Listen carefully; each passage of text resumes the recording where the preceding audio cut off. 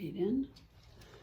I've marked my reed with a mark in the center, and I put a little twist, if more than one if I need it to get it snug, twist in the cords, and I lay the reed flat. And I take my reed hook. Now this is going to be set at 27, and I happen to have a 9-dent reed, so I'm going to be putting 3 threads in each dent. If you have a 10 or a 12-dent reed, you'll be setting it differently.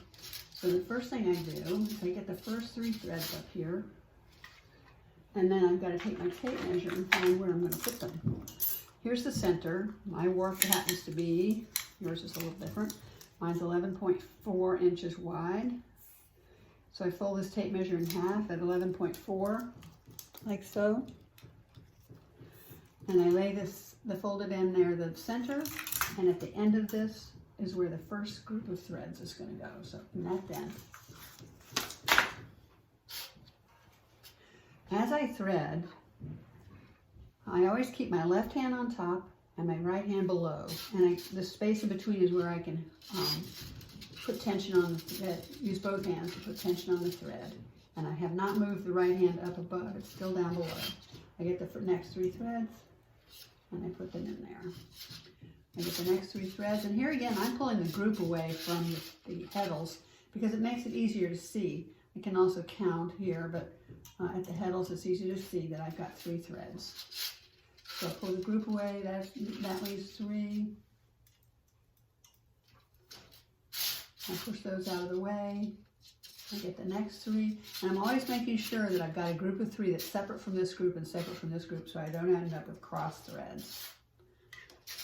And then in this group, I get 3 threads separate and pull them through. Now, once I have a group of a certain size, maybe close to 1 inch, I will slip knot them underneath the reed because the reed is only in here in the cords loosely. So if this reed slipped out, you want the slip knots here so that the reed doesn't fall on the floor and undo everything you've just done. So now I'm going to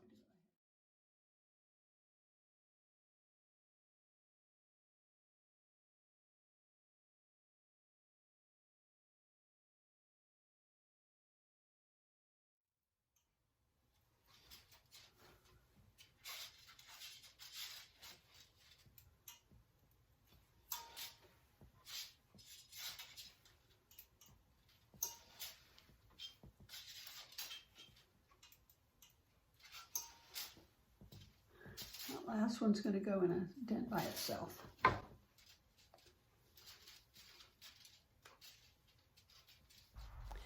Now I'm slip knotting the last bout. I take the reed out of the cords and place it in the beater bar.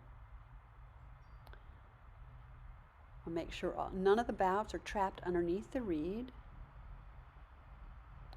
And before I put the top on, I'm going to make sure that the warp is centered in the beater. So I measure on either side from the edge of the beater to the edge of the warp.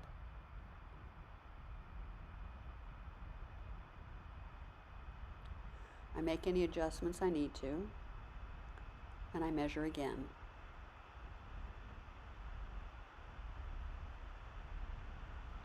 Once I'm satisfied that it's centered, I can put on the top. Put it in place, make sure it's seated well, and then I can tighten it up.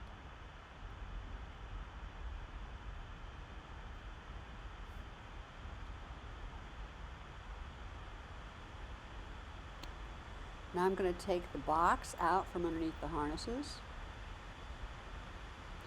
I'll pull the beater forward, and next thing I need to do is to reclip the harness bar clips. You're going to want to put the warp under a little bit of tension so that you can figure out what space to make underneath the harness bar clips so that the warp continues to come back straight without veering to one side or the other. Once you've done that, you can reclip each clip, top and bottom. That looks good. All right, so those are all hooked. Next is to get your apron bar and your apron situated.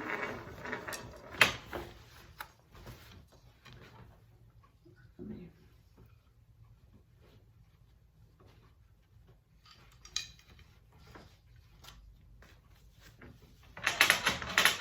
I want to situate this so that the apron bar is about in the middle of the space between the beater and the front, so that I have room to knot, and I want to make sure that these are long enough, these bouts are long enough to go around the bar and tie a bow, and that's about right. And I guess I have about 7 inches probably. I usually tend to be generous because I need the fringe anyway. Before we go any further, we're going to take out the rattle and the leaf sticks in the back.